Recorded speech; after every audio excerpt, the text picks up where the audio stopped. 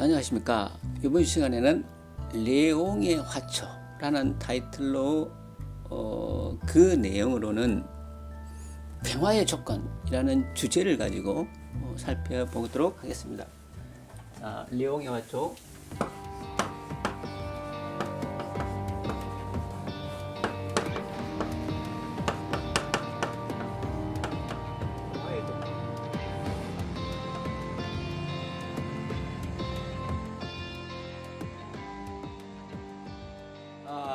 이 레옹이라는 영화를 여러분들이 대부분 아마도 보셨을 겁니다. 장 르노 주연의 거칠고도 연약한 영화이죠. 거칠다는 것은 장 르노의 직업이 킬러입니다. 그리고 이 킬러가 가지고 있는 내면의 세계는 아주 연약하죠. 나탈리라는 어린 소녀에 대한 애정, 그리고 특히 이 영화의 끝까지 살아남는 화초에 관한 얘기입니다. 자, 여러분들 레옹의 화초라는 영화를 어떻게 보셨습니까? 왜 레옹은 끝까지 그 화초를 고집했고 화초에 대한 애정을 거두지 못했을까요? 맨 마지막 장면이 레옹이 암살되고 난 이후에도 나탈리가 이 화초를 그의 정원에 심는 것으로 끝납니다. 왜 이런 잔인한 영화에서 이 여린 화초를 끝까지 대비시켜 나갈까요? 그리고 왜 이 영화가 명화가 되었을까요? 이런 점에 우리가 한 번쯤 어떤 의미, 분석 이런 것을 해보는 것도 재밌지 않을까라는 생각을 합니다. 자, 저는 레옹이라는 영화를 보면서 왜 이 장 르노가 끝까지 이 아주 여리고 연약한 화분을 들고 다닐까 하는 문제는 현실과 이상에 관한 얘기다, 이렇게 봤습니다. 우리의 삶은 이와 같이 팍팍하고 거칠고 무한 생존 경쟁 사회에 살고 있죠. 자, 누구나 생존을 위해서는 경쟁을 피해갈 수가 없습니다. 그 조직 사회에 발을 들여놓고 난 이후부터 인간은 끝없는 경쟁 사회에 돌입하게 됩니다. 이것은 자의가 아니죠. 인간의 삶이든 모든 생명은 경쟁 구도 속에 있을 수밖에 없다 라는 것이, 우선 이 주제가 좀 무리하게 대비를 시키기는 하지만 킬러의 세상으로 표현하고 있는 것으로 저는 봅니다. 물론 영화를 해석하자는 것은 아니죠. 이 영화가 주는 의미를 해석을 하자는 것입니다. 자, 여러분들이 휴양지에 가면 아주 빛이 파란 바다가 펼쳐져 있고 낙원처럼 보이죠. 또 이 뒷산에 자라는 나무들도 굉장히 평화로워 보입니다. 그런데 그 내면을 한번 들여다볼까요? 바닷속을 들여다가 보면요, 바닷속에서는 수많은 어패류들이 약육강식의 구조 속에 살고 있습니다. 잠시도 마음을 놓으면 좀 더 큰 먹이 사슬에 희생당하는 것이 생태계의 본질적인 구조다. 자, 여러분들이 등산을 가보면 물론 산의 나무들이 이렇게 자라고 있습니다. 어느 곳에 가보면요, 소나무가 대나무처럼 아주 가늘고 높게 자라는 것을 볼 수 있습니다. 왜 그럴까? 나무들은요, 햇빛을 받지 못하면 광합성 작용을 하지 못하고 고사되게 마련입니다. 따라서 끝없이 위로만 올라야 살 수 있는 것이 생태계의 본질적인 구조다. 그래서 평화는 근본적으로 생태계 구조 속에서는 불가능하다라는 것으로서 레옹이 던지는 하나의 삶에 대한 의미다.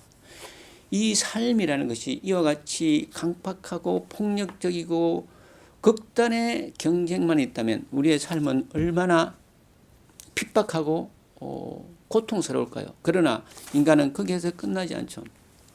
인간은 끝없이 이상사회를 추구합니다. 그래서 보다 평화로운 세상, 보다 안락한 세상, 보다 행복한 세상을 인간은 끝없이 추구하죠. 단순히 동물처럼 먹이 사슬에만 매여 있는 것이 아니고자 하는 것이 인간입니다. 그래서 레옹의 화초는 이와 같이 현실적인 삶과 그 다음에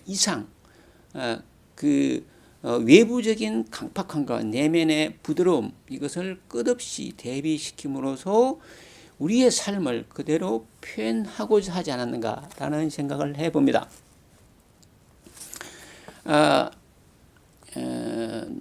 김구, 모세, 자, 성경에 나오는 아주 어쩌면 가장 유명한 인물이 모세죠. 김구 선생에 대해서는 여러 가지 해석이 있을 수 있습니다만은 우리 근대사에 정말 선각자적이고 우리 민족 정신을 표현하고 실현했던 우리 위대한 선조입니다. 자, 이분들이 모세는 바로의 군인을 죽였고 김구는 일본 순사를 죽였습니다. 왜 이렇게 타인을 죽여야만 내가 살 수 있는 세상인가? 우리 조직, 우리나라, 나의 삶이 유지될까 하는 것이 곧 바로 레옹의 삶과도 크게 다르지 않다. 이렇게 볼 수가 있겠습니다. 자, 그래서 이렇게 우리가 영화를 보건 아니면 어떤 여행을 하건 또 하나의 삶의 어느 조그마한 사건에서 그 사건을 통해서 본 우리의 사는 세상, 이런 얘기를 좀 해보고자 합니다. 자, 그래서 우리가 레옹의 화초 얘기를 하면서 여기서 맺을 수 있는 우리가 나름대로 의미를 부여할 수 있는 것이 무엇인가?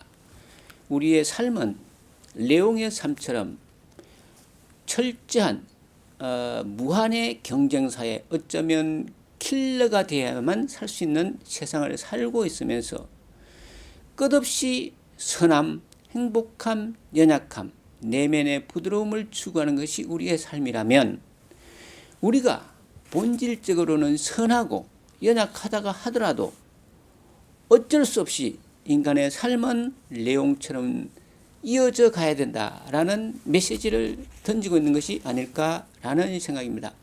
결국 평화의 조건은 선함이 아니다. 평화의 조건은 부드러움이 아니다. 평화의 조건은 이상적인 것이 아니다. 현실적인 것이고 내면적이고 강인한 것이고 철저하게 경쟁적이어야만 한다라는 것이죠. 이것은 비단 개인의 삶뿐만이 아니고 국가나 조직과 사회의 삶도 마찬가지다. 보통 우리가 정치적 견해, 정당은 보수적이다, 진보적이다, 혹은 이데올로기는 자본주의다, 아니면 사회주의다, 이렇게 얘기를 합니다. 물론 자본주의, 사회주의 자체가 전적으로 어느 한 이점, 한 사상만 옳다고 할 수는 없지만 어쩌면 레옹의 삶을 보면서 우리의 내면은 그야말로 높고 부드럽고 선한 경쟁이 없는 이상적 사회인 사회주의 내지는 공산주의를 추구하지만 우리 외면의 삶, 현실적인 삶은 반드시 어쩌면 불가피하게 레옹처럼 자본주의적 경쟁사회의 구도로 가는 것이 옳지 않겠는가.